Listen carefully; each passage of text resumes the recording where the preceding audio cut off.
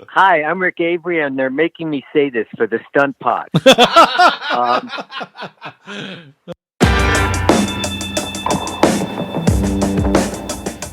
Hello and welcome. That was my David Frost. Hello, good evening, and welcome to the Stunt Pod. I'm John, and over there is Blake. Hello, Stunt Norse. Yes, that's You are the Stunt Norse. the Stunt Norse. Norse. Oh, okay, fine. That's a good Your thing? New nickname. You are Norse, aren't you? I am. Boring. It was boring but true, but it's now Stunt Norse. Oh, good. I'm glad that it's changed and it's much more Never heard of that before. happier. No, I haven't.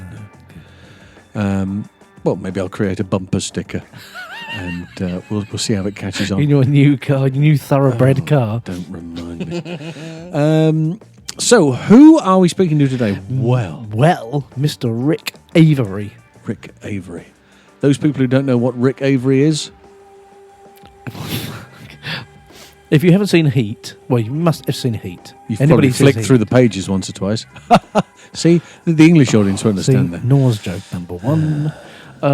He's the guy that gets shot after the armoured car gets blown up, and he's the one that can't hear anything. Yeah. That's Rick Avery. But only, how many credits did he have? 400 and something stupid? 400 plus credits. Credits on IMDb. And he's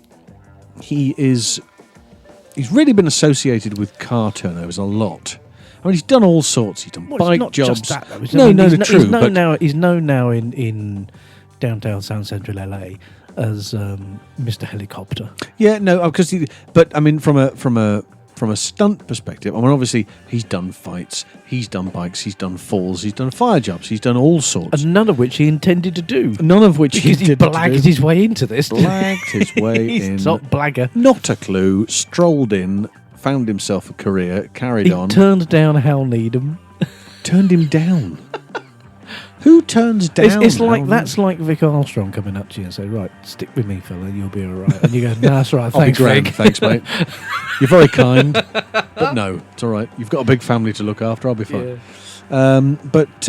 Yeah. So he turned Hal down, and and then later on, well, kind of just wandered about. Went, do you know? I think I'm ready now. Yeah. I'm ready for a close up now.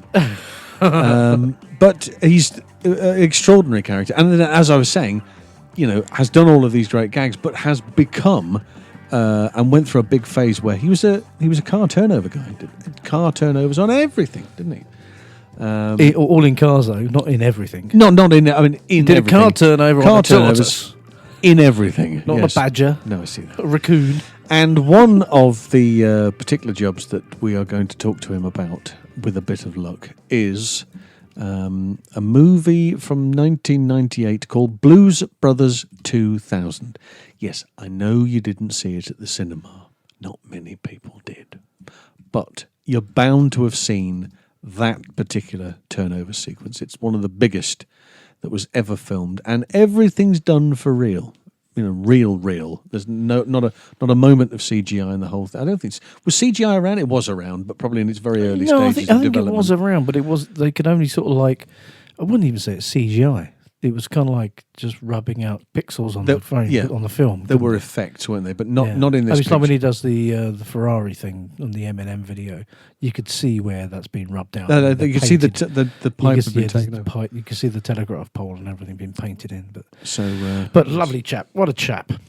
So, yes, we're going to have a chat with him, and we're going to discuss the Blues Brothers 2000 stuff. We're going to discuss lots of other bits and pieces with Rick Avery, and here he comes.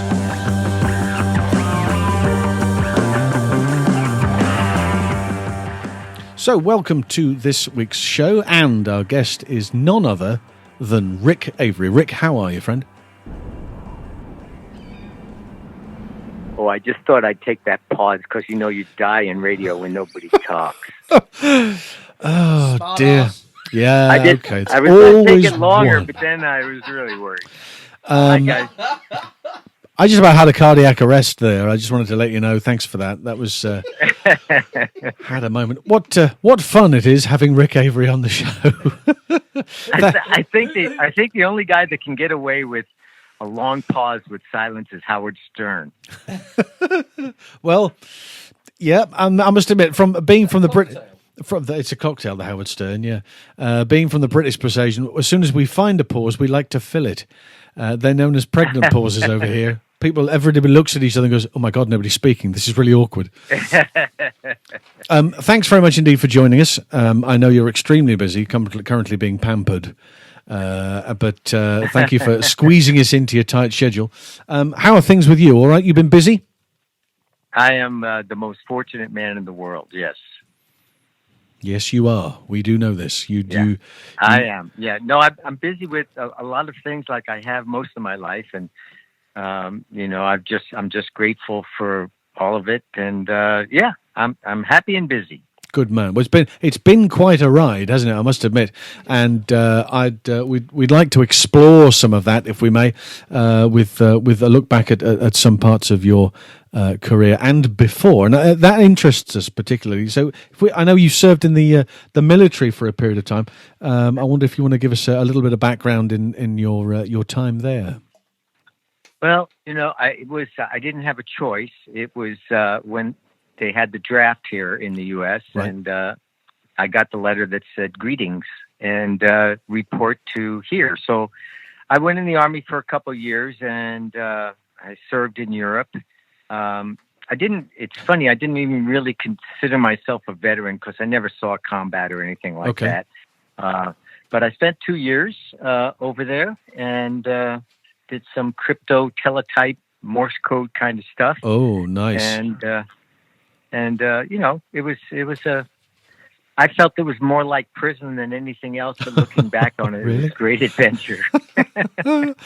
Well, I suppose, could it have been worse? Because it was the signal corps, right? You said you were in? Yeah. I don't even know if they still have that. They probably call it something else. They probably call it something else. And you were in Europe for 2 years. We were in for 41. So we win on this occasion. And at least you were in charge of communications. We couldn't communicate for ages with our lot. So it's extraordinary. But I do know, and I know that you see what I did there. That was very good. I'm very impressed with myself for saying that. I know that you said about as far as Morse code was concerned, but you picked it up you really did pick it up, didn't you? And you got to the stage where you were top draw. Johnny Banana. Well, yeah. It's funny. It's not something that I guess one can brag about, but when you're drafted, they give you a written test to see where they're going to put you. And for some reason, they put me into this communications thing. And part of my schooling was to go to Fort Ord, Georgia, and sit in a cubicle for 8 hours a day and listen to dots and dashes. Right. And each day, people would be taken out of there screaming because it drove them crazy. Just couldn't do it, But right. for some reason, I was like a sponge. I loved it. And then they sent me to Fort Gordon, Georgia, where I guess I was the top Morse code sender and receiver out of 33,000 troops who went through it. Really? I didn't get anything special for it. But yeah, I would be copying. I had to change the way I wrote letters because I would be copying letters that I heard 5 letters ago. That's how fast it was. Wow. But yeah, it has done absolutely nothing for me in life.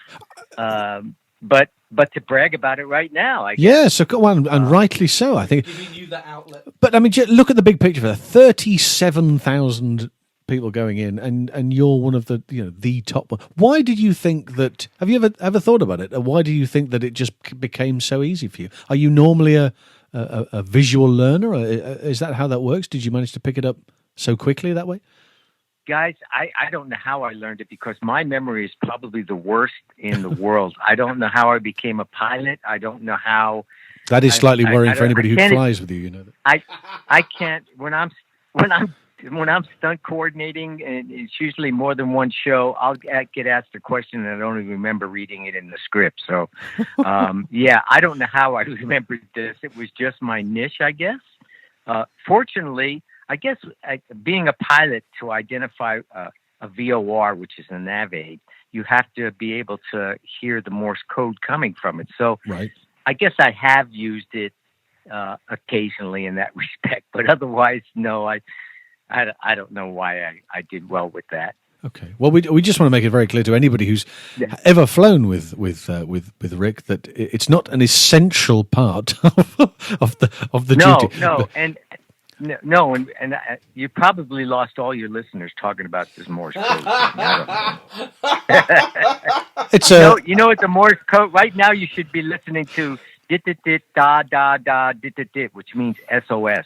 In fact, in point of fact, now that you've mentioned that, I believe I bought that single in about 1981. It was with the Police, wasn't it? Don't give them ideas. Don't give them ideas. Yes, exactly. The do da da da. Is not that the same thing?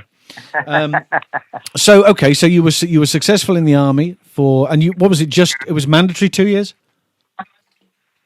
I'm sorry. What? Well, your draft was for how long? My draft was for 2 years, and I think I had 2 years of Army Reserve after that to serve. But yeah, it was non-eventful. Really. And from a physical point of view, obviously you I know that you're very fine at karate and judo. Was that picked up there, or was that from school time? How did that come about into your life? Well, back then, and I don't really want to date myself. Martial arts was extremely new to the United States. It really didn't come here to the late '60s, early '70s. One of my sergeants in the Army was taking Taekwondo at the time and taught me some very basic kicks and punches, but I didn't actually find a school to train in until I came back to the States. Right. And I was living in Santa Barbara and went to a school that was there. It was a Kempo karate school, and I trained there until the owner, Paul Wagner, God rest his soul, offered me a chance to buy the school for $1,000. Right. So I quit college, broke my mother's heart, and bought the school. And on the strength of that, started with classes. I mean, it was pretty successful, I believe. It was successful. I mean, I owe my whole movie career and everything else in life to that school and learning the martial arts. And I got a lot of connections through that and a lot of experience. And I would compete and fight every weekend, driving down to Los Angeles or Vegas or places like that, San Francisco. And it was pretty successful. And from a timeline point of view, I'm just trying to put everything in some sort of order here. Was this was did you meet? I know one of your mentors was Alan Gibbs, wasn't he? So I'm just wondering if that was around that sort of time, or was that after you came out of the police force? Well, actually, my timeline was I got out of the Army. Prior to the Army, I was kicked out of college because my grade point average was D-. Oh, okay. And they sent me a letter and said, Rick Avery, your grade point average is so low. We would like you to not come back. So, how very polite. Words, I was kicked out of Santa Barbara City College, but when I got out of the Army, I was more of a responsible person, and I made the dean's list, and I was able to get my 2-year degree. I went over to Cal Poly University, was accepted there, and I was one semester short of graduating when the school was offered to me. So this was before police, before stunts. Okay. And that's the timeline for that. But you said that you'd made some connections there. Were they industry connected even back then? Yeah, it's funny. There was a guy named Kim Kahana who was in the Stuntmen's Association, and I met him while I was competing. He's a martial artist. He had his own school in Chatsworth, and I was invited to his home one day, and I saw on his wall, we all have these I Love Me walls, us stunt people, right. And it's pictures of our stunts and pictures with actors, and I had never seen anything like it, and I was blown away by it, and I asked him about it, and my first thing out of my mouth was, how do you get into something like this? So he told me and said he could help me if I would come down and train with him. So I did. It was all free. I learned how to do some high falls, how to do some 2-punch fights, and basic stunt work like that. It never came about. I never was able to get my A card, as we called it. Right. I didn't even get any extra work, to tell you the truth. And so I went back and just continued with my school and gave up the idea of being a stuntman. Okay, so you So you had an initial bite of the cherry with Kim Kahana. Of course, he still has schools today, doesn't he? He does. I think he's down in Florida. Yeah. Yeah. But then you did join the Santa Barbara police force. Well, yeah, I gave up on the stunt idea, and a good friend of mine was a policeman at Santa Barbara, and so I applied and was accepted and went to the academy and became a cop. Now, so back then I was basically a policeman. I owned my karate schools, and I did security work at local restaurants and local strip bars and places like that. Anywhere that would have you, right? Is that a costume?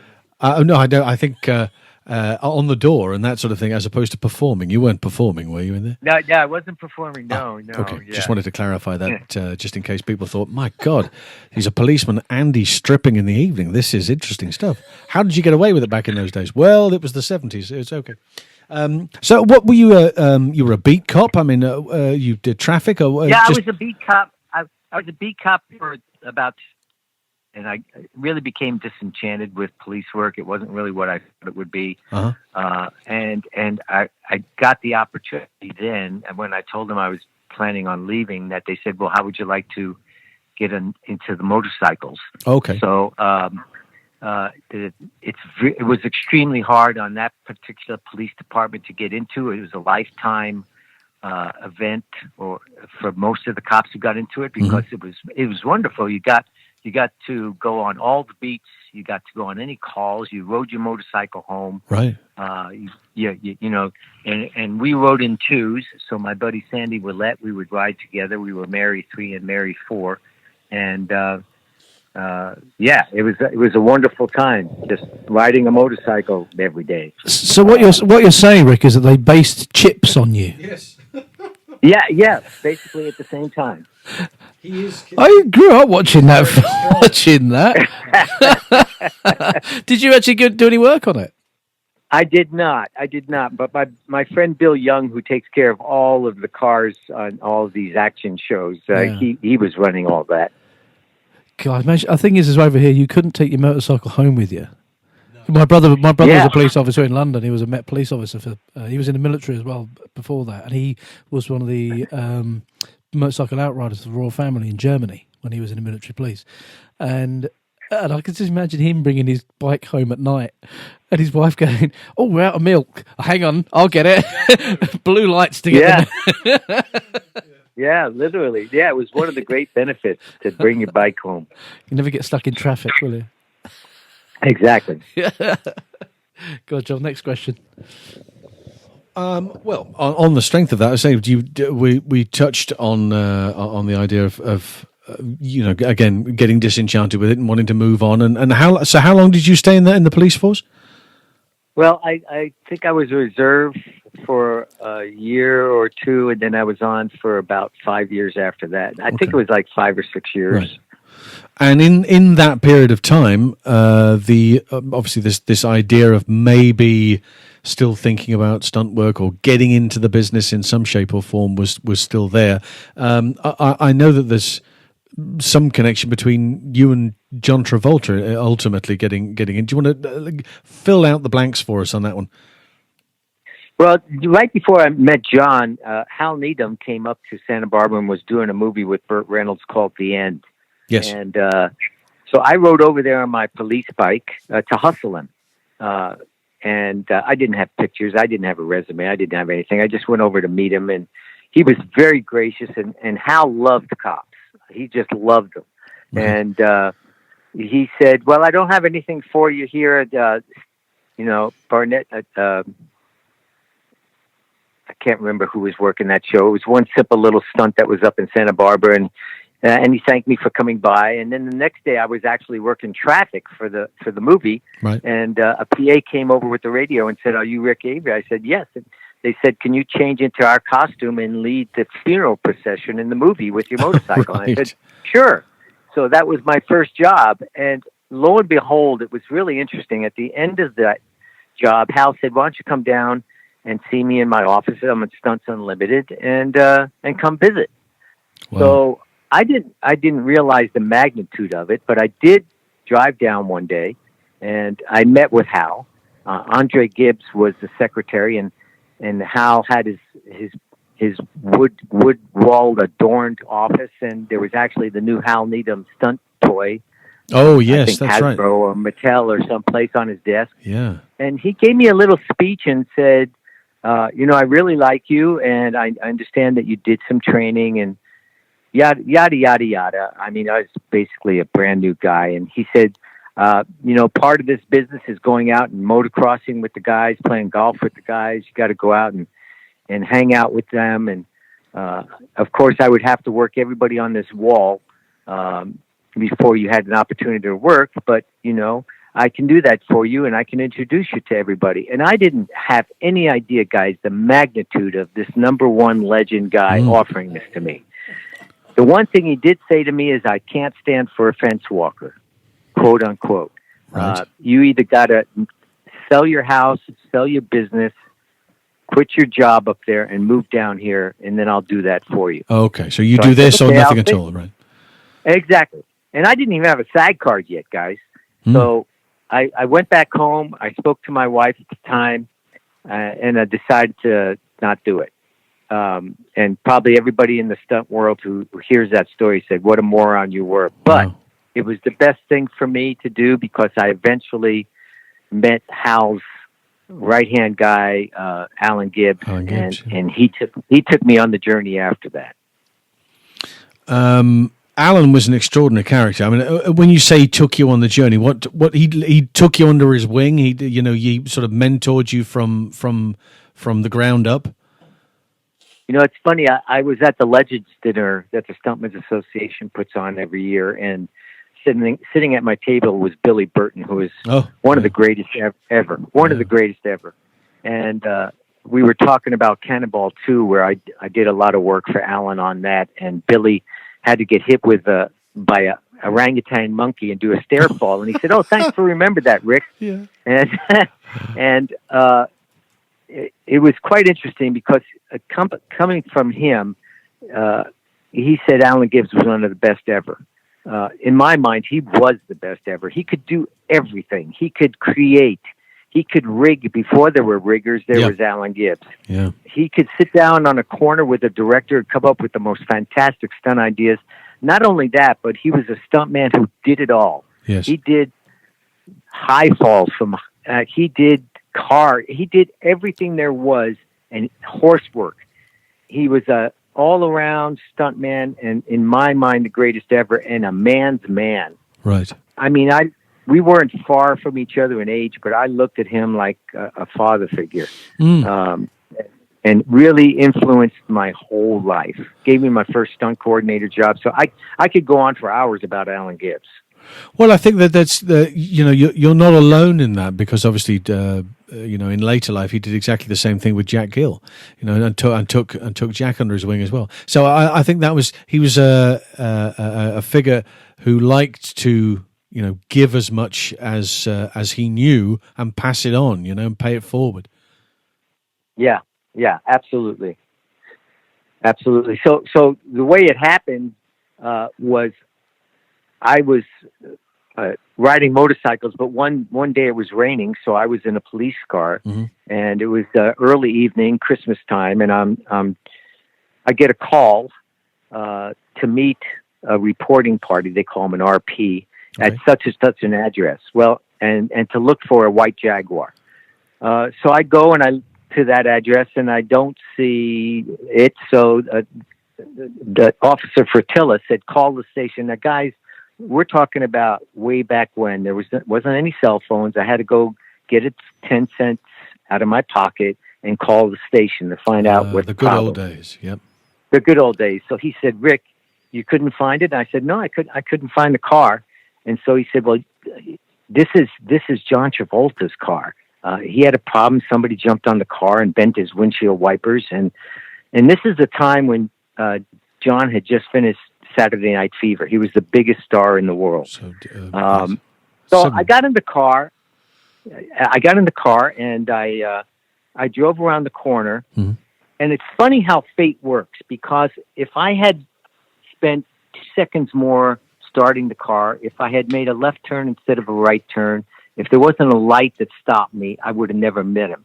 But I pull up to a red light. The rain was just stopping. I look off to my left, and lo and behold, there's the white Jag. There it is, right. So I motioned them to pull over, and John told me what happened, and he said, well, what do you recommend I should do in the future? And I said, well, maybe, it's Christmas time. You're the biggest star around.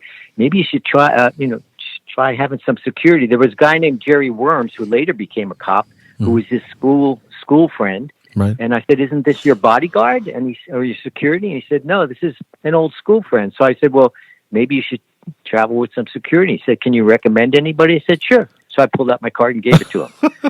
Me. And yeah. So he said, why don't you send me your resume, because his ranch was just outside Santa Barbara. Right.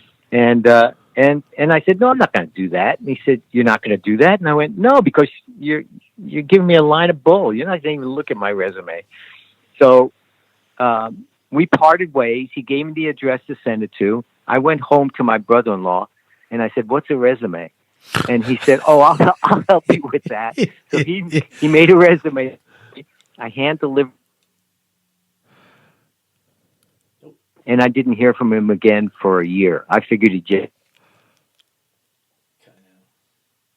John Travolta's mom and his girlfriend both passed away. So right. he was with Scientology, and he was in he was kind of a recluse for that year. Yeah. But one morning I got a phone call from his attorney and said, I understand you're John's security. And I went, yeah.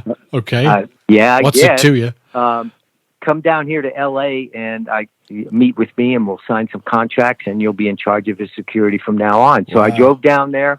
I got a speeding ticket from lousy CHP on the way back because I was late for my... I was late for call. I bet you still haven't paid it. I was late for my watch. It was funny. Of all things, I was driving the Bandit Trans Am model, so I was a target. You're easy to spot. But yeah. So I took care of John's security for a little while, keeping him out of trouble.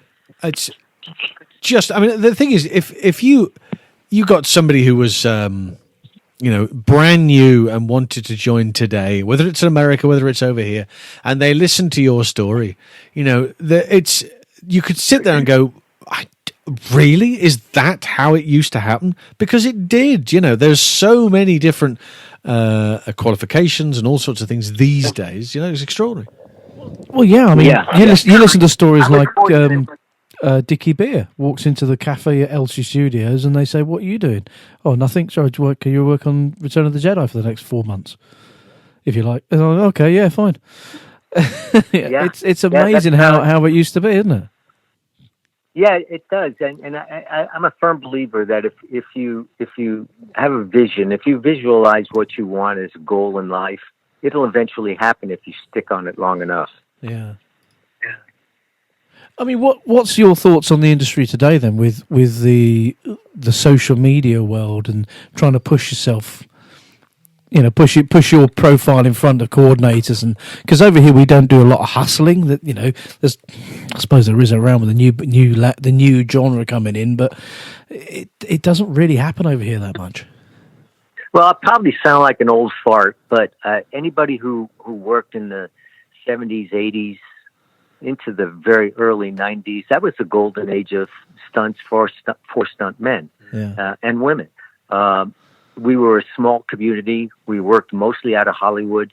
If there were movies to be done anywhere else, they would fly us out of here. We were treated a whole lot better than stunt people are treated now. We would stay in the first class hotels, fly first class, 20 of us at a time. It was an amazing time, and it was an amazing time of invention. We were still trying to figure stunts out. The first pipe ramps, the first cannons were being done. What's an air ram? Oh my God, the original air rams would break your knees if you didn't ride them right. Yeah. It was a whole different adventurous time, and I was really fortunate to live in it. And I don't know, there's thousands of stunt people out there now. I don't know how to survive. It's tough. It's competitive. I I don't know if I would be interested in going through that. Do you think a registry would help, like we have over in the UK? I don't think so. No? I mean, I think that works for what you have over there, and I actually admired it that you had to have qualifications. For us, it was just any Joe Blow that, if you could go out there and get the job and perform well to develop a reputation, then you could develop as a stuntman. And if you had the right mentor, in my case, I had Alan Gibbs to teach me how to do car work, how to do high falls, how to do a saddle fall off a horse. I mean, those types of guys come so rarely. How to do a fight. I mean, all these things. He was a great teacher, and it's really funny. I bumped into Hal Needham when we did Cannonball 2, and then on Cannonball 2, I hate to. It sounds like I'm bragging, but I did a lot of this stuff. Brag away, Rick. So many. No, I just did so many different things. So Hal Needham was the director, and I walked up to him one day and said, Hal, I just want you to know that you offered me the world. I didn't appreciate it at the time, but here I am with Alan, and I thanked him for that opportunity. So, what did he say? He said, "Get in the car and get going." I mean, shut up, get over your job. Alan, Hal was a screamer. Anybody who ever worked for him will tell you that. I mean, he was somebody to work for. But I mean, he worked my ass off on that job. He would be up in the helicopter. I'd be driving the Ferrari. There would be no traffic control at all. I mean, a cow could come out on the road, and he would be up in that helicopter screaming at me on the radio, "Go faster, go faster. God damn it, get your foot on the gas, stomp on it."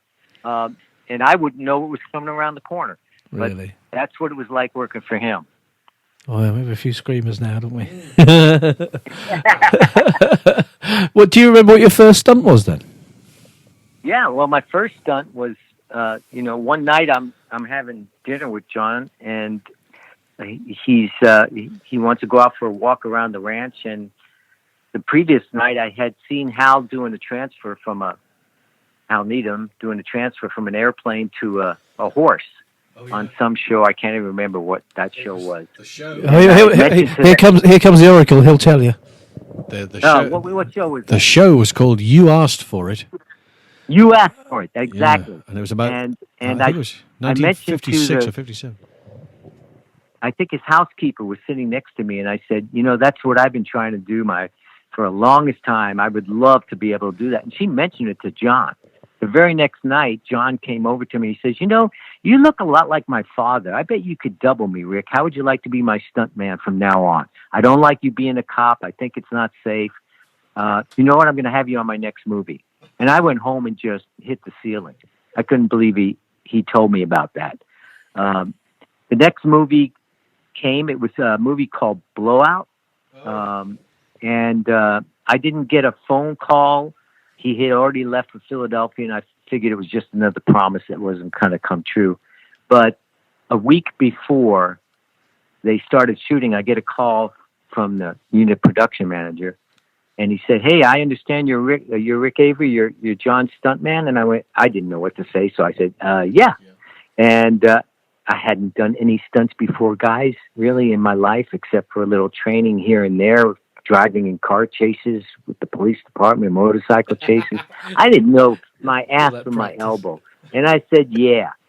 And then he said, well, we need you here in Philadelphia this weekend. We're going to do some car work. And you'll be here for three and a half months. So I said, okay, well, can I get back to you? Now, mind you, I've got my karate schools, a full-time policeman. I've got my family here. I asked my lady at the time, what do you think about this? She says, yeah, you should go for it. So I called my lieutenant, and I said, hey, can I get a leave of absence from the police department? He said, no, Rick, we don't give those. But what you can do paperwork-wise is you can quit. We're so excited for you that you'd be able to double the biggest star in the world at the time. And when you come back, we'll hire you back. It's just a paperwork thing. And it's great. We think it's great.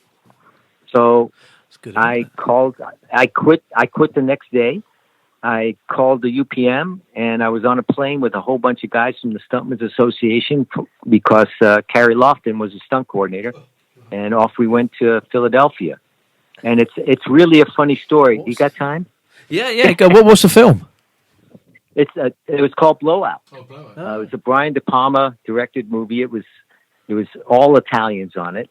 It was a Filmways movie, and it's funny because when we got to Philadelphia, Carrie wanted to have a meeting because the first day of shooting is a Jeep driving through 1,000 extras with stunt guys jumping out of the way, and the Jeep is driven by John Travolta. Right. So before we even had the meeting, they had us sign contracts.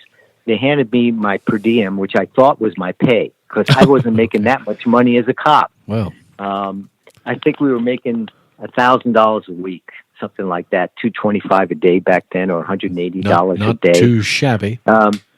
So Carrie, who I'm sure your listeners know is probably the most legendary driver of all time for doing stunts, for stunt driving, he says, "Why don't you meet me at 3:00 and we'll go out and check out the Jeep and see what it can do?" So I said, okay. So I didn't know what that meant, guys. So we got in the Jeep at 3:00. He says, "Drive down the road about a mile. There's a parking lot. We can go try that out." So I set my mirrors. I put on my seatbelt. Right. I made sure I used turn signals all the way. We went to the other parking lot. He's the safest stuntman we have. Yeah. I parked it nicely, and I looked over at him. I said, "Seems fine to me, Kerry." And he gave me the most incredulous look, like, "What in the hell do I have here?" For your listeners that are not stunt people, he wanted me to go out there and do some 90s, some 180s, feel out the car. Throw it about. Yeah, so the next morning I show up. It's the first day of shooting. We're in downtown Philadelphia. The Jeep has to jump some stairs and drive through City Hall and then through the parade. Okay. But when I go to makeup and hair, there's Chuck Waters, and he's dressed just like me. We're both wearing John Travolta wigs. We're both wearing the wardrobe. And Kerry comes over to me. He says, "Listen, kid, I wasn't really impressed with your driving yesterday, so I'm going to have Chuck do the sequence. But I'm going to give you the opportunity to do the first rehearsal. And if you do well in the rehearsal, I'll let you do the job." Right. So now I'm really forlorn. I've been caught with my pants down. So I get in the Jeep. There's 1,000 extras there. There's all these stuntmen. Everyone is in wardrobe. Here's Brian De Palma, huge director at the time. And my job is to drive this Jeep up these stairs in between railings that only have about 6 inches of clearance on either side. Right. So, I just went for it, guys. I stomped on the gas. I hit the stairs. I looked up through the windshield, and all I saw was sky. I almost looped that Jeep. Yeah. And it hit the second set of stairs. I slammed on the brakes. The brakes threw a 90 only because it was slippery like marble up there. The horse that was the stunt guy that was sitting on the horse reared. I mean, it's fantastic. And all I see in my side view mirror is this 63-year-old Kerry Lofton running at me, and his face is red as a bullfighter's cape. And he reaches in and grabs me through the window and shakes me. Wow. And says, "That was great, kid. Can you do it again?" And then he walked away. And I tried to figure out what the hell I did that made it work so well. The first time round, yeah. I was freaked out. I didn't know what I did. But he let me do the whole car chase, and it worked out really well. And it made the trailer. We were just watching the trailer there for Blowout while you were talking, and that particular Jeep thing you were talking about, the Blue Wrangler, as it hits the step, and the nose comes right up, and you go, whoop, up he goes. And nearly, I can see your point. You're almost vertical as this thing goes up. Yeah, well, the rehearsal was even more vertical than that. But yeah, I was fortunate, and then that led to the start of my stunt career. I mean, I didn't have another job for another year. I went back home to the police department, and they said, "Would you like to? We got you a brand new motorcycle, and it's in the crate. And when are you ready to start?" And I said, "Guys, I'm really sorry, but I'm a different man now. I've just found my calling." I found my calling, and I didn't work for another year. My next job was was a chance for me to Tom Elliott and Richard Everett gave me a call and said, "Hey, you should come up to they're doing a movie up here in San Ynez. Come up and hustle this guy named Alan Gibbs." And I did, and they asked me to join as a charter member of the International Stunt Association, and that was the start of my professional career. So 413 credits later, Yeah. he's finally made the stunt pod. I've been fooling all of these guys for all of these years. Well, we call it over here top blagging. So top blagger, top Morse coder, top helicopter pilot, top, yeah. Oh mate, that's a story. What going from that? What was your last job that you did? The last movie that I did? Yeah, recently. Well, I've been doubling Mr. Robert De Niro for the last, I don't know, I've done I think 11 movies with him, and we just finished a comedy called The Comeback Trail with Tommy Lee Jones and Morgan Freeman, and I'm really looking forward to it coming out. I did a bunch of horse work. I had to do some saddle falls off the back of a horse, riding double, and had to do some explosion and some ratchets and stuff like that. So it was pretty active, and that was the last movie I worked on. Because one of my favourite movies he's ever done is Heat, and obviously you're in the beginning of that, and you had you were deafened by the blast at the beginning, weren't you? Yeah, exactly. I think that was the first movie I ever worked with Bob on. Yeah, and did you double him on that? No. I just played my own part, but that's where I initially.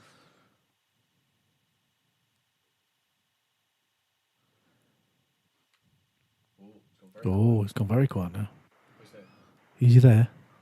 We'll just have to keep chopping these things out, won't we? Hiya, can you hear us? Here we are. There we go. Can you hear me now? Yeah, I can hear you now. Okay. So you just walk around the room. Oh, is that what you do? I think if you stand on the chair in the corner and lift your left leg up and put your right arm in the air, that would be fine. Okay. Don't move. Don't move. They're fine. Stop. Don't move. Don't move. I wanted to say about Heat. I believe it was your son who had put a picture. It was a terrific photograph, a still image of you in Heat. That moment, you in Heat. What am I talking about? That's a terrible thing. You from the movie Heat. There, it's an extraordinary picture, and the idea that obviously your character is. He just got the blast and he can't hear anything, and you've got that rabbit in the headlights look on your face, and it's an incredibly powerful image. I must admit that's probably travelled with you very well. I would have thought, all around the world. Well, I was really fortunate because Michael Mann, who's the director, was actually put the camera on his shoulder. He had a 1,000-foot mag. He went through 2 of those mags trying to get that look. Really, and he just kept telling me. It was wonderful personal direction from him because he kept telling me what he wanted. It was really funny because Pacino was just off to the side and kept saying, well, maybe he should move back and forth a little bit, sway back and forth. So I had this great actor giving me a couple of comments, and then Michael would just, come in close to get the shot with the camera on his shoulder. Yeah. And then he told me exactly how he wanted me to fall, which was not a stunt fall, just, give out on your knees and fall backwards. Exactly, yeah. Which was, so it was just great direction on his part. Yeah, it's a sensational picture. I've always loved that. It's a marvelous still image to have with you the whole time. And of course, we touched on your work there for Cannonball and Cars. And of course, Cars have played a major part in your career, and one that we're skipping a bit of time, but we're going to come back, of course, to Blues Brothers. But there is a particular gag that you did fairly recently on an Eminem video with doubling Dr. Dre, which was, well, I mean, I've seen it 100 times, but to actually watch the footage of you in the vehicle as well, pipe rolling a Ferrari.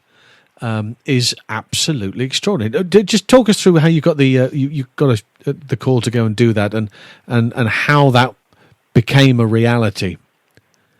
Well, my friend Eddie Braun, who's done a ton of those himself, Yeah. gave me a call one day and he said, I need somebody that, quote unquote, he says, well, frankly, just go for it. Eddie has a pipe ramp that I've been off a number of times, and it's a hell of a pipe ramp. Yeah. It'll send you up in the air.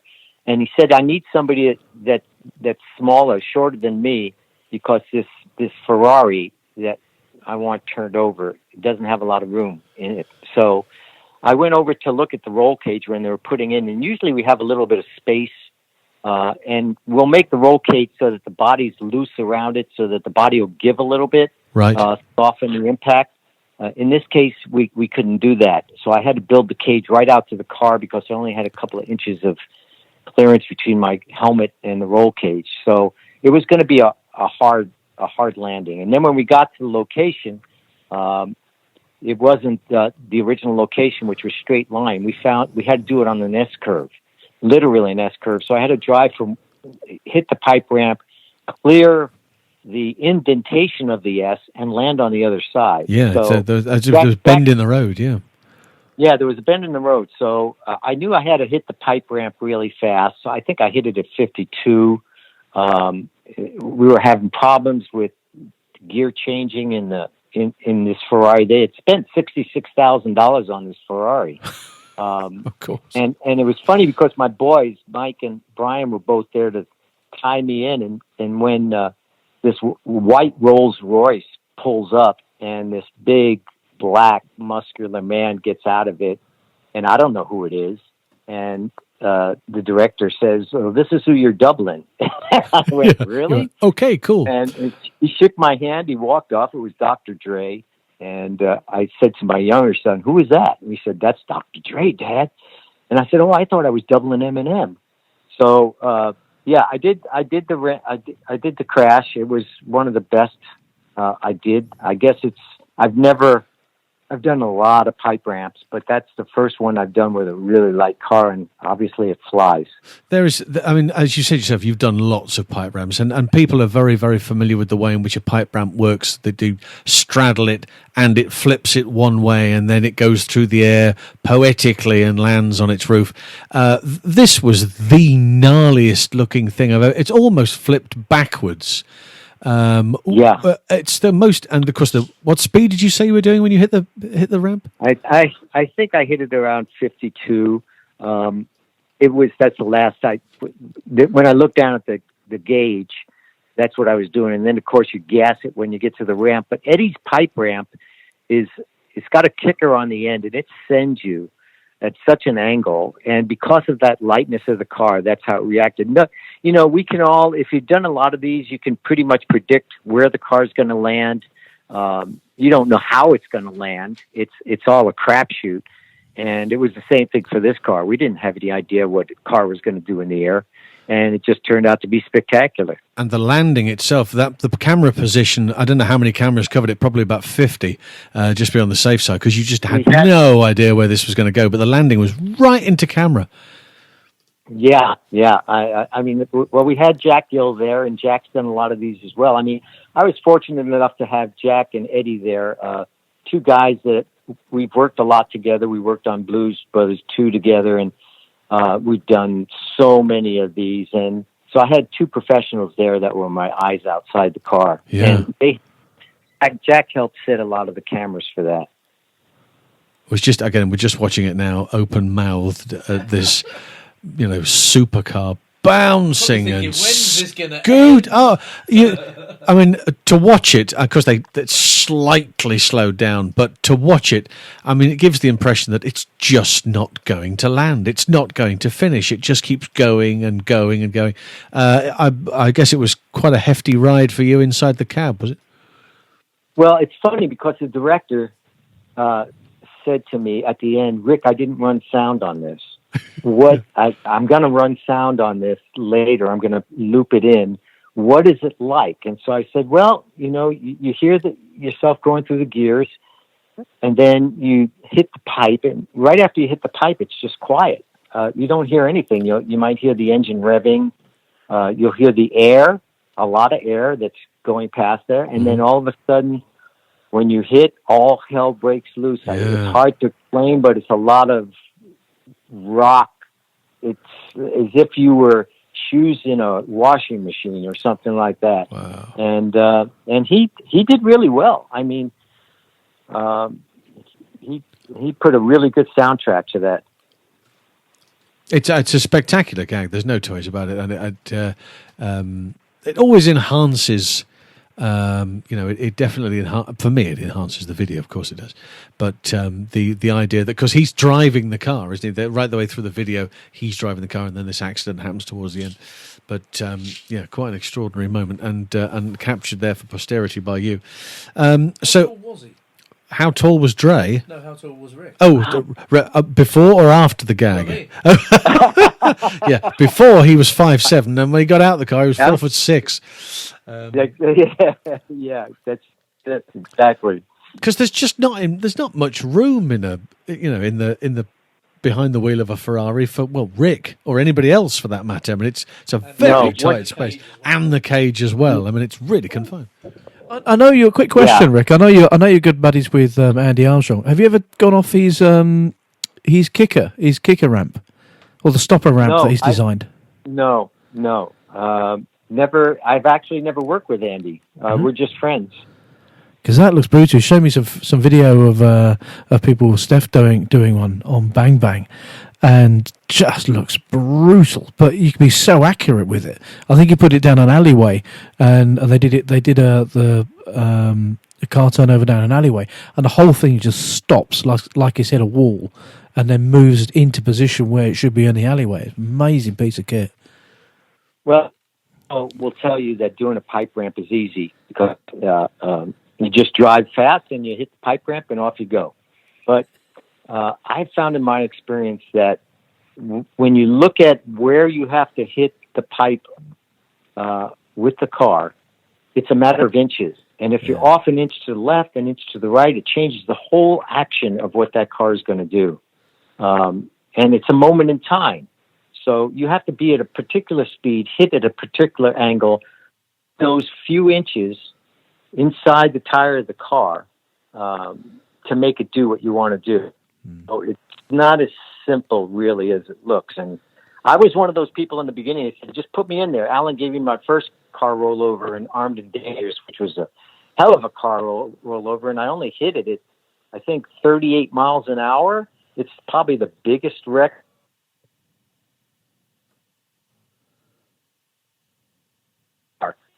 So we hit it at that speed, and the car just literally comes apart. But I found out later that was the ingenuity of Alan. The hood and a lot of the parts on the car, and he loosened all the bolts on them. Yeah. So the impact was sort of like separate everything away. Yeah. It's one of my best turnovers. It was my first one too. I love what Andy and Jack did on Venom, where they did the pipe ramps. They put the pipe ramps inside the cars, so it looks like they actually minced the cars and totaled the cars. But the pipe ramp was sending them as a double sidewinder. Yeah, sidewinders. I've never done one of those. Those look hellacious. Yeah. There's is it Roy Alon and Vic Armstrong? Roy Alon over here did a pipe ramp and got out and said, "How'd you think? What was it like?" And Vic said, "Great, but you went off the wrong side." The wrong way. Yeah. Do it again. Yeah, people have done that. You know, they've ended up going off the wrong side or off the freeway and into other. Yeah.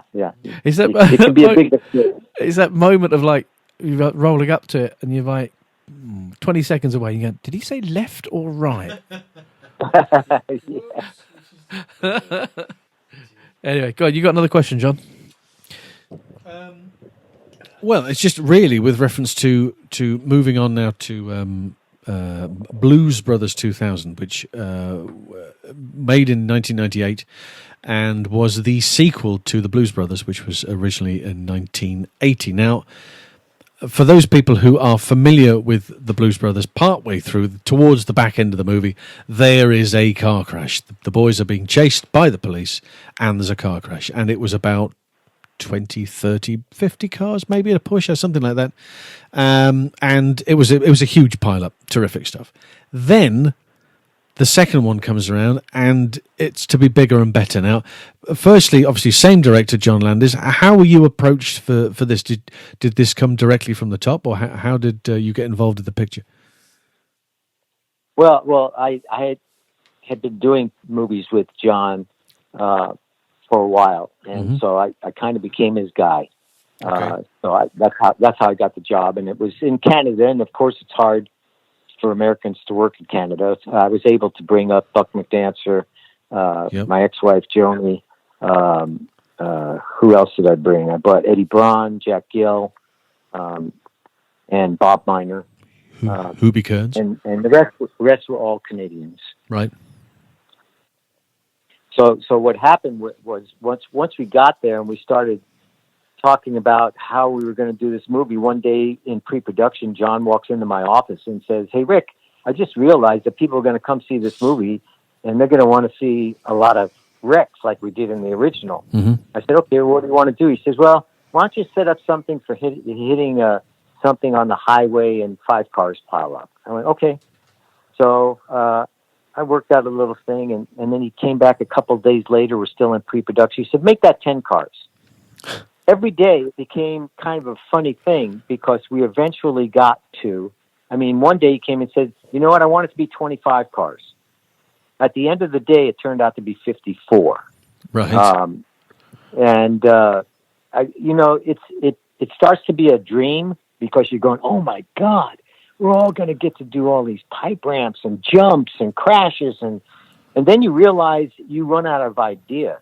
How am I going to do 54 cars? Because by the time you get to the 10, 15 car portion of it, you run literally out of ideas. And I'm asking my friends, "Guys, what should we do? Should we weld 2 cars together? Should we drive backwards? What should we do?" Well, I decided to just start out with little ramp jumps, build a little pile, then do bigger jumps. And then I set 3 pipe ramps in the highway, and we would have 5 cars go all at once. There's a couple. Sorry to stop you there, but I just want to clarify a couple of little bits and pieces. So we've got some smaller mini ramps first. That's cars going on top of a pile and turning over, and then one goes into another vehicle and turns over. But then the first big pipe roll is through the side of the truck. Do you remember who was responsible for that? For the first pipe ramp? Yeah. I think that was Bob Miner. Bob Miner, right? So that's the first big airborne one that goes, and it just continues to get gnarlier and gnarlier as it goes on. Well, here's the thing. When I got there, we had all these cars, and production was. I've never ran into a production like this. They said, "Whatever you need, you get." So I got to test drive every car, me and Jack and Eddie. Eddie was even taught my little son how to through 90s. We went out and checked out every single police car there was. Right. And with a little bar of soap, we'd write on the window what that car needed. So every car was almost like it was brand new. Then I put a roll cage in every single car.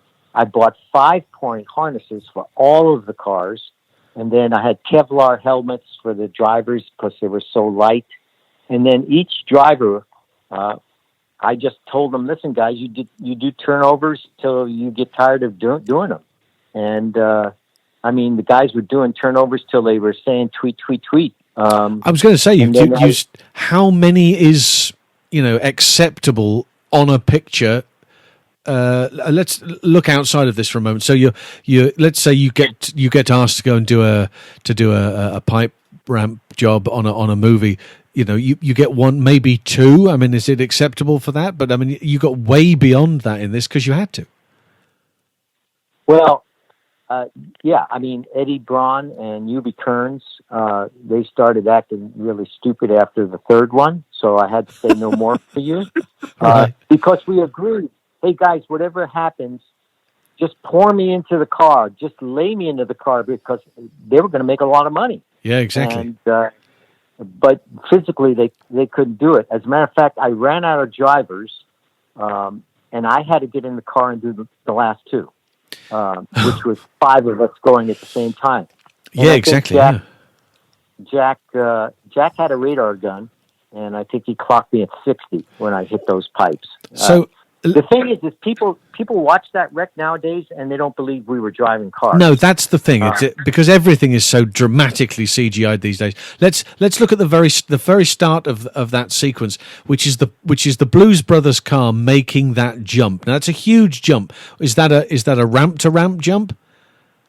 No, it was a ramp to ground. Eddie Braun did the first one, and his tire went slightly off the ramp. Right. So the car wasn't perfect in its angle coming off.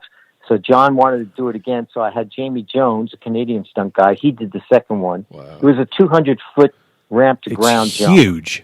Absolutely huge. Yeah. Comes in nose heavy. Nose heavy, like he's going to land right on top of that front grille. So Jamie Jones does that. Yeah, I think we had 8 Bluesmobiles for that car. Some that ran on nitrous, some were set up for small jumps. We had cars that were set up for all different kinds of things. You know, it's quite interesting. Jack wasn't feeling well, and he didn't do any of the car rollovers, but he did all the accurate work with the Bluesmobile. Okay. And John came up to us one day and he said in a production meeting, "Rick, I want the Bluesmobile to come up and throw a 180 and go right to the curb." And I said, "Okay." He said, "What do you mean, okay?" And I said, "All right, what are you going to do to make that happen?" "I'm going to hire the right driver." Yes, of course. And he was perplexed because he said, I had Eddie Dono in the car doing that first one, and they had a bunch of things in the car with lights on it and stuff. I said, "John, I don't know if they were pulling your leg, but I'm just going to get a good driver." So I had Jack do it, and the first night, it was a wet down, and Jack has to come in hot. And they had 2 cars parked there. The CGI guy said, "I could put 2 cars in post." Landis didn't like doing things like that. He wanted the real stunt. So he said, "Put 2 cars there and have Jack come in here and throw a 180 and park it right on the curb." Jack was nervous as heck. He thought he'd be on a plane. So when I said to Landis, "How far apart do you want these cars?" He says, "When the Bluesmobile comes in, I want it no further than 3 feet to each bumper." Wow. So when I was setting the cars up, I told the transpo guys, "Make it 5 feet. John's not going to do the difference." The problem was John was right behind me when I said that. And he made them get a tape measure out and measure 3 feet. Wow, really? So Jack Gill comes in, throws the 180, perfect, cut. John wasn't happy with that. He said, "Measure it to 2 feet." Jack comes in and does it again, perfect. Measure it to 1 feet. Oh, he's testing We were doing this with a tape measure. Wow. And Jack came in and did it again. Perfect. I don't know any other driver in the world that could have done it that night so perfectly, but he did. He knows. And so John edited it a couple of times more in the movie. He knows precision. Well, absolutely. I mean, the whole thing. We're looking at the chase now as we're looking at the crashes. The trajectory is incredible. How did you get some of that distance? It's unbelievable. It was all, first of all, they're all pipe ramps based on Eddie Braun's dimensions. Okay. So that's the pipe ramp I've found that gives you the best magic after you hit it.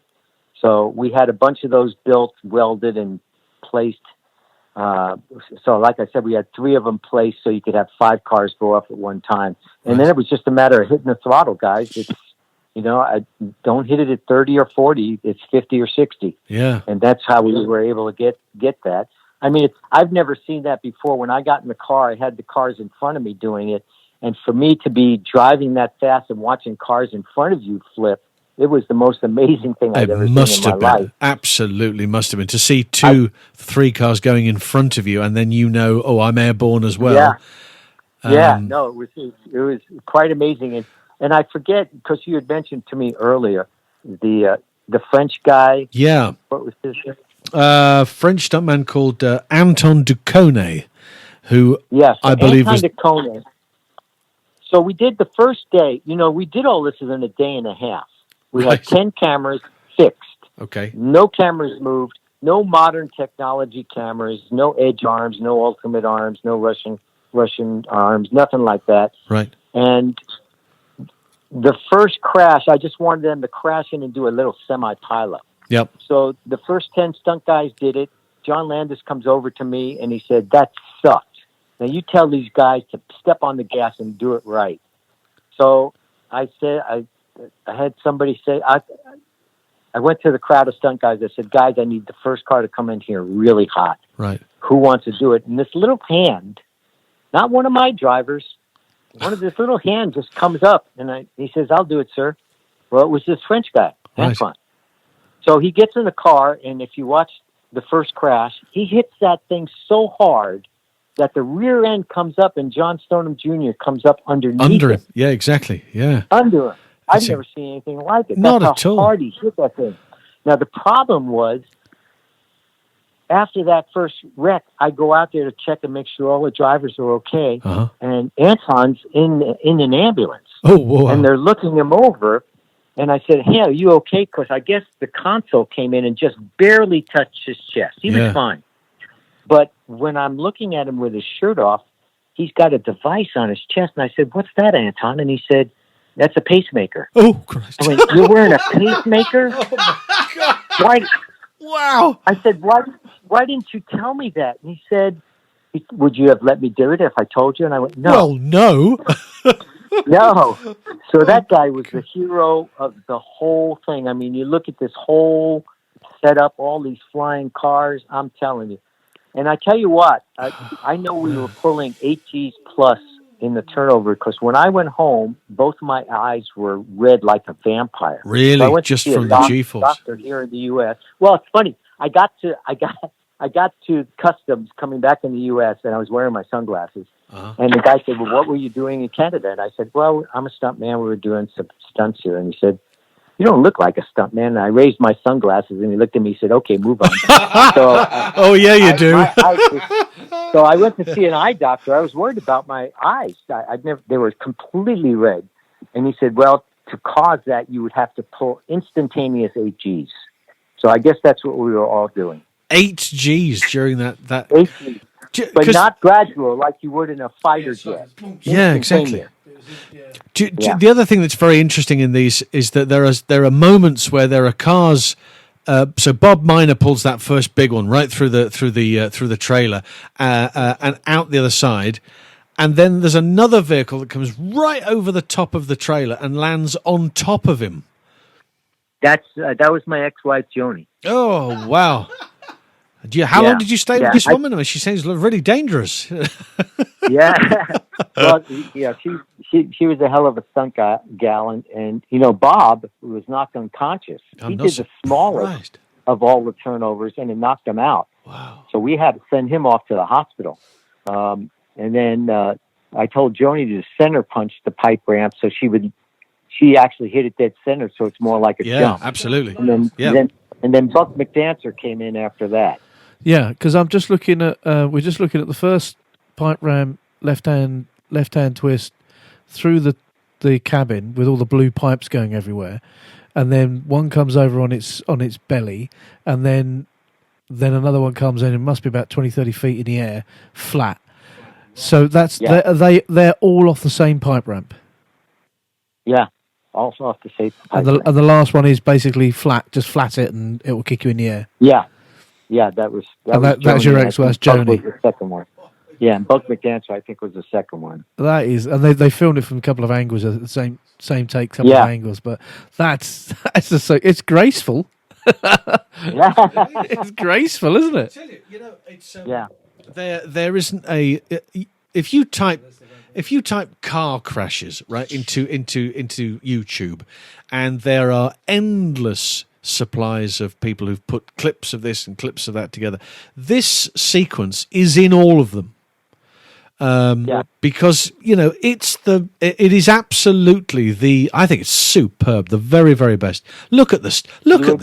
So you get these extraordinary like cartwheel end over end over end in some of these vehicles, so violent, and this is with the hitting of the vehicles, The final ones that we did, the pile was already established. So any guy who's done a lot of these will tell you that landing in that pile is actually easier than the first ones were, simply because it's softer. Cushioning is okay. Yeah, so we had a lot more G forces, a lot more speed going to get that action of cartwheels, but the impact wasn't, as bad. Um, you would never, you couldn't. There's no production company that would ever do this again. I No, of mean, there's course too much not. CGI that could make this available to you. And it's funny, I got called on the carpet a week after we got back to Hollywood. John Landis and Leslie Bellsberg, the producer, called me on the carpet, and they said, "You're way over budget. Do you know how much this all costs?" And I went, "Exactly what I had in the budget." I said, "My budget didn't come into effect till the last few weeks of the show, Yeah, really." exactly. And they said, "No, you look at this budget." And I went, "Wait a second, this budget was $2.5 million, which is not a lot of money nowadays." Right. Um, but I guess that's what this total sequence cost, considering cameras, cars, everything. It was about $2.5 million. So I got out of it because I said, "Hey, none of this was me. That was all your production stuff." Yeah, yeah. Two and a half. They're still Man, pretty expensive in stunt adjustments and oh, some people. absolutely, and deservedly so. I mean, there's no two ways about it. They earned every single penny of their fee that day. I bought a Mercedes off of that weekend. Well, as long as you didn't drive it the way you drove everything else. Oh my goodness! I mean, it's still. I've seen it hundreds of times. I've just watched it again. There, my heart is racing. Absolutely spectacular stuff. And there's going to be other peculiar people like me on the planet who do the same thing. They watch it and they still get the same thrill and excitement from it, like the first time we saw it in the cinema. And that's the action sequence, I thought I would get every job for Cars after that, but no one saw that movie. That movie was the problem, was this? It was a complete failure. Yeah. At the box office, so nobody saw it, and so I didn't get any work off of that. You would think that I would have. Yeah, you'd think. Well, that's Cars done then. So we need to learn how to do something else, because Rick's going to get all of this. On the success of that, you'd expect the Earth, but that's the business for you. You just never know, do you? Okay, we're going to move on, and Blake's going to take you through the next stage. Okay. I just wanted to ask Rick, when that process of when you went from performing to coordinating, but looking at your credits, you're still performing. So do you prefer coordinating or performing? Oh, at this stage in my career, well, I tell you what, I really enjoyed performing for Bob on these recent movies that I've been doing. Yeah. Of course, I prefer coordinating. Listen, years ago, and I think any veteran stuntman will tell you this, when someone would come up and say, "You're crazy for what you're doing. You set yourself on fire, you throw yourself downstairs," and a professional stuntman will react by saying, "No, we plan everything out. It's safe. We use professional athletes." But nowadays, I totally disagree. When someone comes up to me and says, "You must be crazy for doing that," I say, "You're absolutely right. Doing what we do is not normal." Yeah. Throwing yourself down a perfectly good flight of stairs, throwing yourself off the top of a building, it takes a special type of crazy person. So do I enjoy doing stunts? Well, I'm not as crazy anymore. Would I still do? I just got a call that they got a movie coming up and there's a lot of pipe ramps in it. Do I want to do it? Yeah, I'll be there. But yeah, the creative aspect of being a coordinator and then using your knowledge to help younger stunt people, I prefer that more. I mean, what would be your biggest piece of advice then to somebody who wants to start a career? Go out and get some skills. There's still places here in Hollywood. I don't recommend going to stunt schools. They're not going to really do anything for you. Find a mentor. Alan started me out with Cars. He took me out and taught me how to do 180s, but he didn't give me any stunt jobs doing it. My first job was not to hit Robert Redford, who was doing a walk across the street. Just make sure you stop short and you don't hit him. That was my stunt. Simple. It took me 2 or 3 years before he gave me my first car rollover. It took me a year before I was able to throw a 90 into an intersection. So you need a mentor who's going to take you, show you the ropes, don't put you in a bad position, and of course you have to walk in the door with some type of skill. You don't have to know stunts. You have to be able to learn them. It's an on-the-job training. Yeah. At least that's how I came up. Yeah, it's very similar here. Is that we go through to? I mean, you don't have to be on the register over here anymore, but the register is the best place to be if you want a career. And the physical skills that you learn and to qualify, but there's no set skills to doing stunts. That's when you learn. Once you get accepted onto the register, then you learn how to be a stunt performer. And there is a couple of schools out there that do it, but they do it as more of a kind of, I don't know, help me out here. It's more of a kind of a experience thing than a career thing, because there's that kind of hinge, or there's that kind of fuzzy line between extras and stunts now, because you can't really define a stunt anymore, can you? Well, yeah, and it's funny. Alan Gibbs used to say, "Rick, it's all kid shit. I can teach anybody to be a stunt man or a stunt woman." Yeah. He said, "All you need to know is a front flip, a back flip, and a brandy, and that's all." Yeah. Sorry, how to drink brandy was that? Yes. Yeah, exactly. Was that the Terry Leonard School of with a nurse on one arm and a Mickey of whiskey on the other? Yeah, exactly. But the definition of stunt has always intrigued me. How different people see define what their definition of a stunt is, or how would they define a stunt? Because nowadays you get the actors, lots of actors. Oh, I do all my own stunts. It's like, well, okay, what's a stunt then? Yeah, well, there are some actors that I guess you could say that they do certain stunts, but production's not going to allow them insurance-wise to do anything that's going to jeopardize the production. A lot of the stunts that you see them doing is big Ritter fans blowing their hair back, and they're on a green screen, and it looks all great. My favorite is Harrison Ford. He was on David Letterman, and they asked him when he did Indiana Jones, "So we understand you do all your own stunts." And Harrison Ford said, "I have a stunt double that does my stunts for me. I'm a physical actor." Yes. Yeah. And I highly respected his answer, because there are actors out there that can do physical work just as good as any stunt man. But when it gets to the stuff that's going to possibly break an ankle or a knee, no. Yeah. I did have Sean Penn. He was producing a movie I worked on. I was his stunt man. And he had to jump off of a bar through a big glass window and land on the sidewalk. And we kept saying, "Sean, it's so easy for you to turn an ankle or fall." And he insisted, and he was the producer. So he ended up doing the stunt, and he did it as good or probably better than I could have. So there are guys out there that can do that stuff. It's just limiting. I was going to say, because I've been in Harrison Ford's stunt double's house, and there's a lovely picture on his wall that says, with an inscription from Harrison Ford, says, "When you learn to talk, I'm in trouble." Yeah, that's true. Yeah. We always have a joke on the set. When our actor comes on, okay, he'll do my dialogue for me. Yeah. Well, I've got a joke at the moment with Daniel Craig. He's got to put weight on if I'm going to double him. Yeah. What do you? Let's talk about helicopters, because you went into a career of helicopters as well, didn't you? Oh, I took a gamble, guys. Listen, I got in the business as a stuntman in 1980. I also became a private pilot in 1980.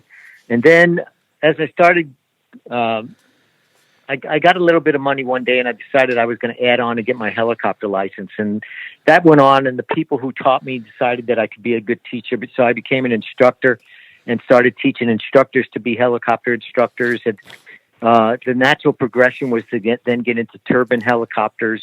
I took a really big gamble for a couple of years, and I flew for the news. I flew forest fires, and got a lot of experience. I think I've got like almost 8,500 hours flying now. And I'm currently the chief pilot at National Helicopters and Elite Helicopters, the oldest helicopter company in the United States. And I fly movie production. I do camera work. I do stunt work flying helicopters. When you asked me at the beginning of the show, how's it going? And I said, I'm the most fortunate man in the world. There's no other man in the world that has a resume for helicopters and a resume for stunts. Yeah. And to be able to do them both, if I'm not doing stunts on a day, I'm flying. And I am the most blessed person to be playing at what they call a profession. It could really go off some people, you know that. Because, I mean, the coolest things in the world, for me, in my personal opinion, the coolest things in the world are motorcycles and helicopters. Well, I remember the first time I saw a helicopter on a set, and I was standing there as a stuntman, because the stuntmen and stuntwomen, they're the coolest people on the set. But when a helicopter comes in and blows dirt down on you, all of a sudden that guy is the coolest guy on the set. So I wanted to be that guy. It's a lot of fun for sure. You just wanted the jumpsuit to get out and do the Top Gun walk, didn't you? Get out and sort of do that swagger. Yeah. We'll talk about fun. I mean, what's the most fun you've had on a film set? Practical jokes allowed, and no names, no pat drill. There's a director, Chris Nolan, who I respect as one of the greatest directors. He never leaves the set. He's an amazing man. And I got a call to work with a very eclectic group on the first Batman series that he did. I had already done a Batman movie, Batman Returns, before that. Yeah. But Tom Struthers gave me a call. We were going to do a lot of car work with people I didn't know. I knew Jim Wilkie, but the rest of the people, it was very eclectic how he chose his drivers for that job. And we made friendships that have lasted a lifetime off that movie. It was fun. It was warm summer nights in Chicago. We got a Taurus Award for it. And then we went on to do the 2 more Batman movies with Chris. I then coordinated The Prestige for him. We did Dunkirk. Those are the fondest memories, I think, that I have. That and Cannonball 2. Sure. So you know George Cottle very well then? I do. Yeah, George is fantastic. Yeah, George and I got on the stunt register exactly the same day, 1st November '97, and 2 careers could not be any different. I think the bastard. He's actually, he did a fantastic job driving that Batmobile, because he let us get in it. I think on the last movie to drive it around the parking lot. You can't see anything out of it. Yeah. George did an amazing job, and I think he's actually coordinating for Chris now. His second unit now on a film that's Greg Smers is in Italy doing the car stuff for that as well, but he's all over the place now. But let's talk about your book as well. My book is called A Life. Well, it's funny. People would always ask me, "What have you doing in life?" And I've done so many different careers, and you should write a book. So I started to write a book about 20 years ago, and I got 50 pages in and never got anywhere else because I'm not a writer. But I met a Temple black belt friend of mine who's written a number of books, and he said, "Listen, I'll help you write the book." His name's Tom Bleecker, and so for 6 months off and on, he would come to my house, or I'd go down to his, and we'd do interviews, and we wrote this book together, and you can get it on Amazon, or you could go to rickaverybook.net and get it signed if you like. rickaverybook.net. And we finally got a book together, and it takes it kind of like an autobiography with a bunch of stunt stories, cop stories, karate stories, a whole bunch of stuff like that. It's more about never quitting. And it's out there. I'm very proud of it, and thanks to Tom Bleecker for helping. So have you signed the options for the movie yet then? Who's going to play Rick Avery? Of course, it'll be Brad Pitt, wouldn't it? You can do everything. But with your extensive, it is one of the things, because I mean, life on set sometimes is very mundane, and with your extensive experience, what are the things, tongue in cheek? These don't have to be serious. What are the things that you shouldn't do, or who you shouldn't talk to, and what you shouldn't say to those people? For example, Andy Armstrong's best one to the DOP is nobody's going to see that. Nobody's going to see that. You know what? Are you asking about on-set behavior? Yeah.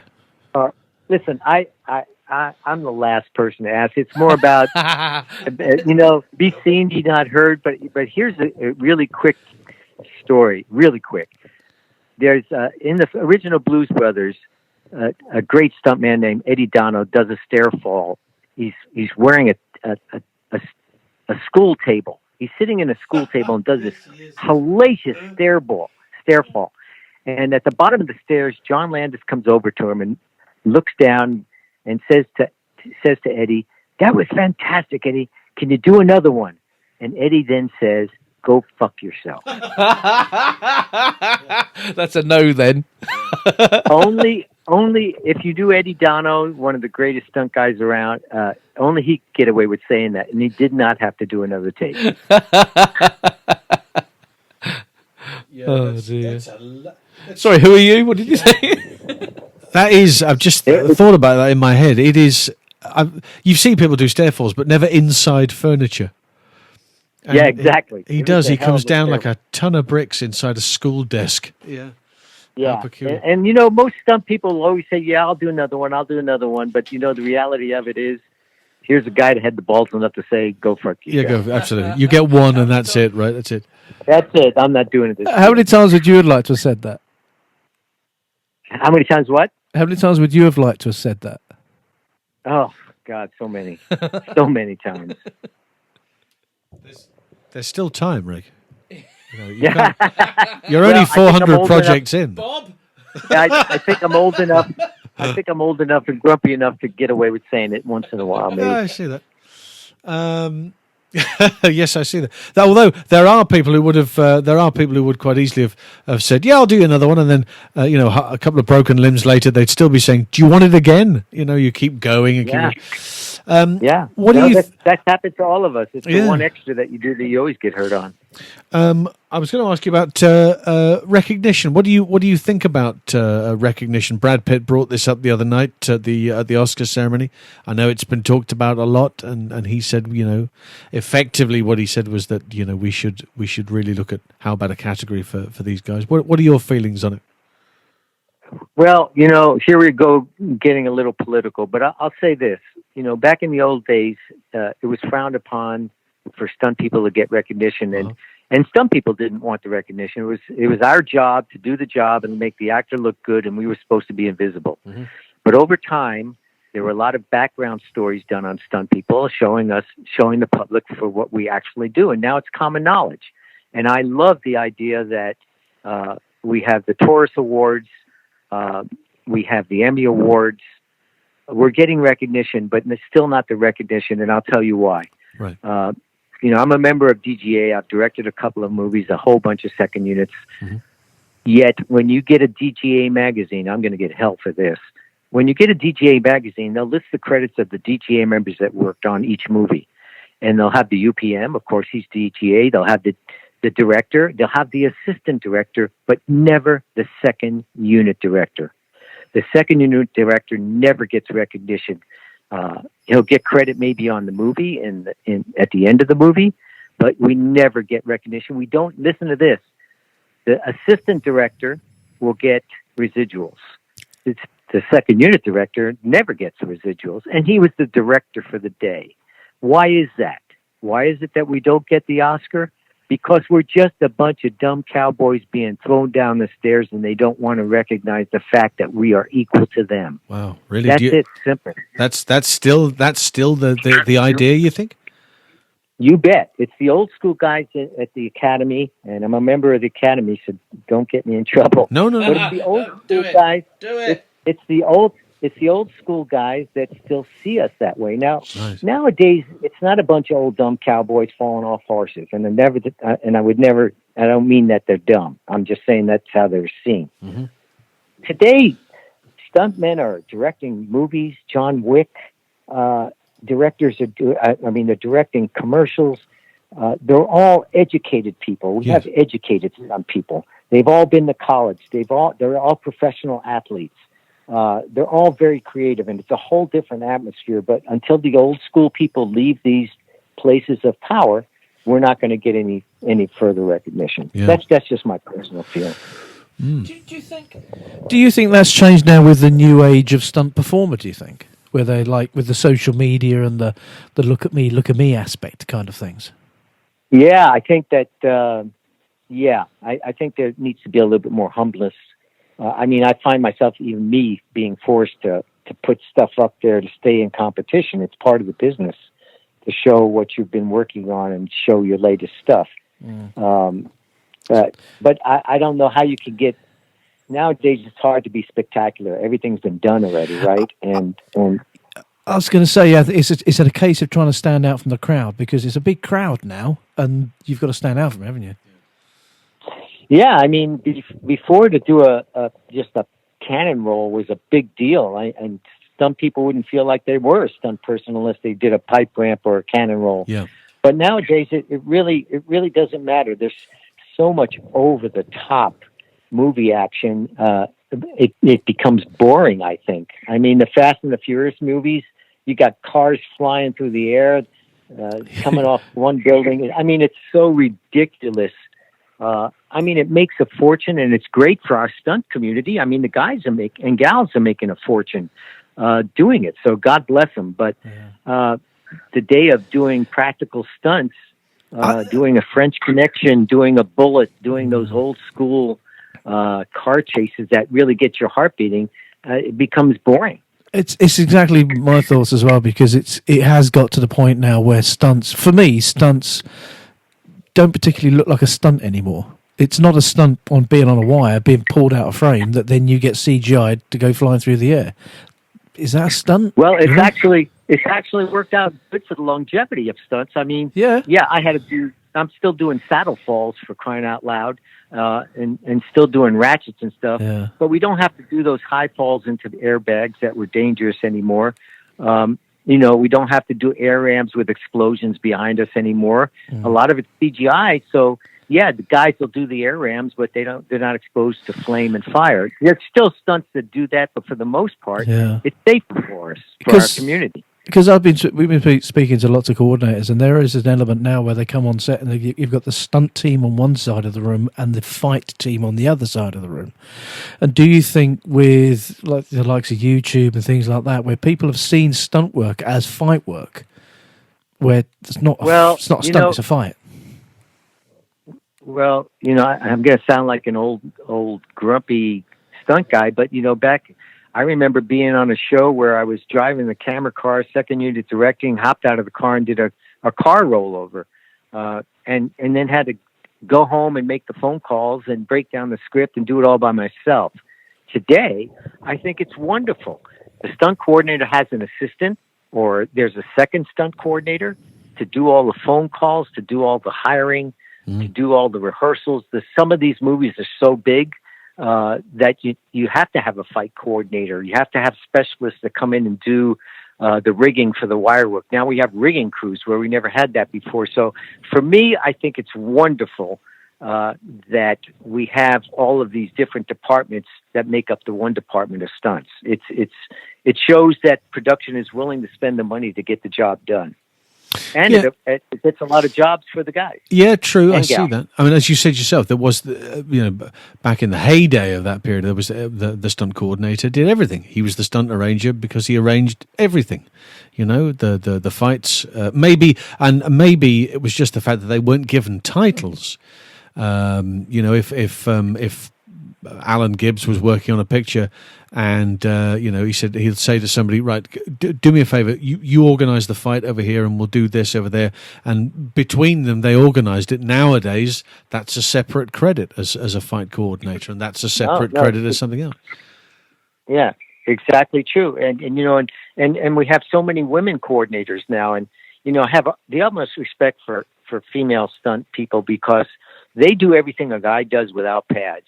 They are so much tougher than we are. Yeah. So guys, get your act together with that. Maybe they're just waiting for lots more drag movies to happen so that these guys can fall downstairs and see what it seems like with just little pads on. But exactly. But going on to that, what's your thoughts about this wigging thing? This where you have people men doubling women. I'm totally against it. I had to do it once. I was forced into it. I was in Canada. There was no one available. They made all the phone calls. The gal that I hired couldn't get the job done, so I was forced to do it, and I didn't like it at all. Yeah. And I had to do it on a commercial at the last minute, too, because unfortunately the lady that was hired couldn't do it. I'm totally against it. The women out there are fantastic. They can do what we can do, sometimes even better. Yeah, absolutely. And, in this day and age, it shouldn't be done. It shouldn't be done. But then when it comes to the things where the skill set is a certain skill set is required, and that skill set isn't available from the gender that's been asking, isn't there an issue where you go, well, okay, we need the best person for the job to do the safest job possible? Yeah, well, then I have to always lean to production to make that decision. Yeah. Then it becomes a production problem. We can't get our shot unless we do this. Are you willing to do this? And then you need to exhaust everything. In my opinion, you need to make all the phone calls, call the union if you have to, whatever it has to be done. Usually when it's done, I find now it's at the last minute. For some reason, somebody got hurt. Right. And that's it. But, See, in my opinion... Go ahead. We tend to find it in certain situations. It's also there's a lot of people saying, "Well, no, we need there needs to be, as has been brought up with the academy and all sorts. There needs to be more diversity. There needs to be this. There needs to be that." Having said that, if there aren't, this department is different in that respect. And if there aren't, for instance, enough women on this particular available because the numbers may be smaller, so they're scattered. They're doing television, they're doing other bits of film, and this particular production requires a larger amount of women that you just don't have that meet that skill set. How do you work that out?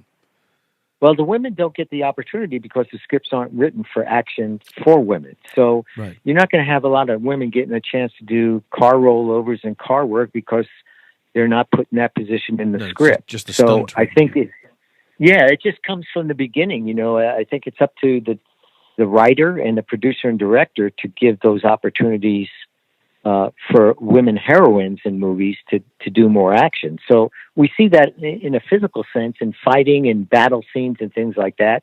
For car work, we see less of it, and that's just going to be up to a more diverse writing aspect of our scripts.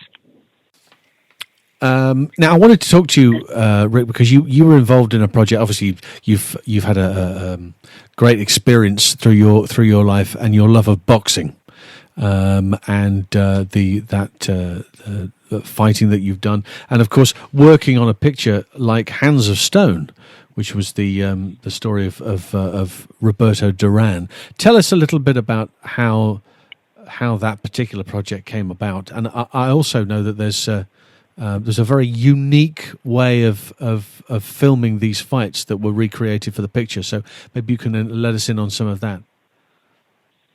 Well, I was working on Grudge Match as Robert De Niro's stuntman. Yep. And the director who was going to do Hands of Stone came by to see how we were doing our filming because he was going to shoot this movie down in Panama.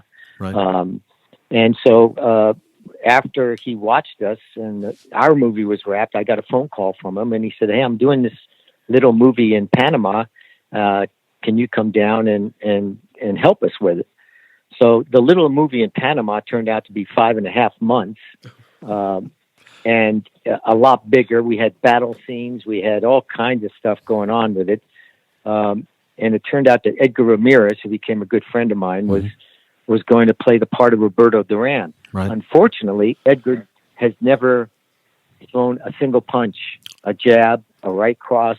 Nothing at all. Even put on boxing gloves. Wow. Okay. Nothing at all. And here he's going to play one of the greatest boxers of all time. Some feat. So, I got down there early with Edgar, and we talked about nutrition and diet and getting his weight down, getting to look more like Roberto.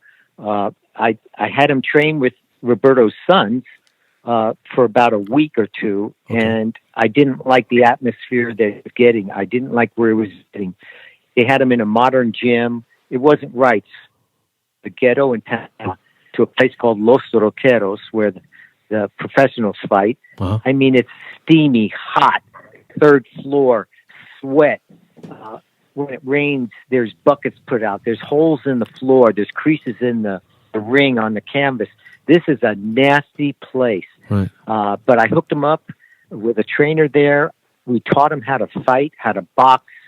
And in the end, he looked just like Roberto Duran. I mean, he worked really hard. And then every morning I would go through the exact choreography of all of Roberto Duran's fights. Every bit of the fight action you see in there is accurate. That's what punch. That's what I was getting at. That this is you get and from a boxing perspective, if you look at the Rocky movies, Jimmy Nickerson, for instance, would have gone in and worked those fights with the two actors playing the characters. But this is different. This is actual fights which are being recreated punch by punch. That's correct. So we went through every fight, and in the morning we would have my stunt people and my boxers and my boxing doubles and Edgar go through choreography. Then in the afternoon, we'd go to the gym and we would work out our fights. And we did this throughout the whole movie. It was the most wonderful experience I could have had as a boxer. Wow. I went on to compete after that myself. Yeah. And it was, I had Jonathan, our director, was fabulous. He gave me the second unit, so I filmed all the fights myself, which was really gratifying for me because not only did we choreograph it, but I got the opportunity to shoot it as well. Yeah. Did you stick with the same type of camera angles, or were you able to play with them, enabling to keep the moves but change the pace of the fight? Yeah, I was able to do that, and even though I didn't get a chance to go into the editing portion, the director wanted us to do something different. So yeah, I experimented with a lot of things. Look, fights have been filmed forever. Yeah. There's nothing new. There's nothing new in car chases. It's all been done. It's how you shoot it and the props you can use or the atmosphere. So that's what I tried to do in that movie. Again, this was a movie like Blues Brothers 2000 that didn't come out in the box office and didn't get any notoriety until recently when it was on Netflix. Yeah, so now it's been sold to Netflix, and people are starting to see it. And we have a great cast and great boxers, and it came out really good.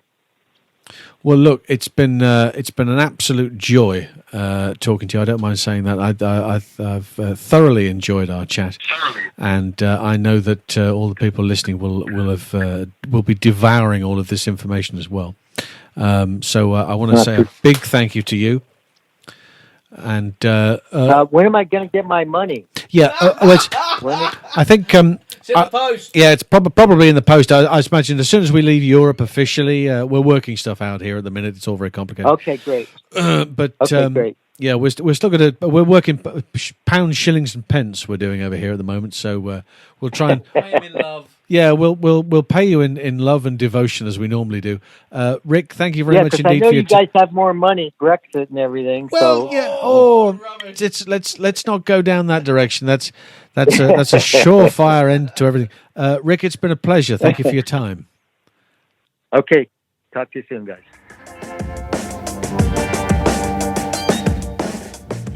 There we are, Rick Avery. We just landed. We've just landed in our whirly bird. Rick the pilot. There's nothing the man can't do. I mean, Morse code. He's even good at Morse code. Do you think... Oh, we should have asked him. Do you think he's responsible for the opening... on Morse? Maybe that's something that he might have done on the quiet. Norse joke number 2. Sorry, everybody. Okay. Tough crowd. Ooh, wow. Yeah, one of them. Okay. So yeah, there's not anything the guy can't do, and he's a really nice guy. Just a gent. Well, just an absolute gent. Nice guy. Should be more of him. More people like him, I think. Not many people can say that they turned down Hal Needham and then became John Travolta's double. Then had John Travolta's bodyguard and his bodyguard, and then became Robert De Niro's double. I mean, that's pretty not bad, is it? That's top draw. Yeah. What do you do for Robert De Niro's bodyguard? I called him Bob. Yeah. Bob. Okay. Gee. Pretty special. So yeah, that was huge fun. I mean, think about it. There's not many people in the industry who are doubles like that. I mean, Bobby. Yep. There's a handful. Then, there are a handful. Bobby, Lucy. Lucy doubles Melissa McCarthy. Yep. Bama. Yeah. Does Blimey, who else? Who was the guy? Is that I think the other day? Who's the Clint Eastwood double? There's always doubles in his career. oh What's his name?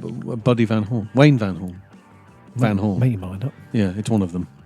I can't remember off the top of my head. 50-50. Call a friend. It's I'm going to say Buddy Van Horn. That's how I'm going to say. Okay. All right. Cool. Yeah. Well, what's coming up next then? Or should we just not bother with that bit? Just No. You know what? We're just going to launch. Do you know one why when we're we not get going to bother one. with it? We haven't a clue. Not a clue.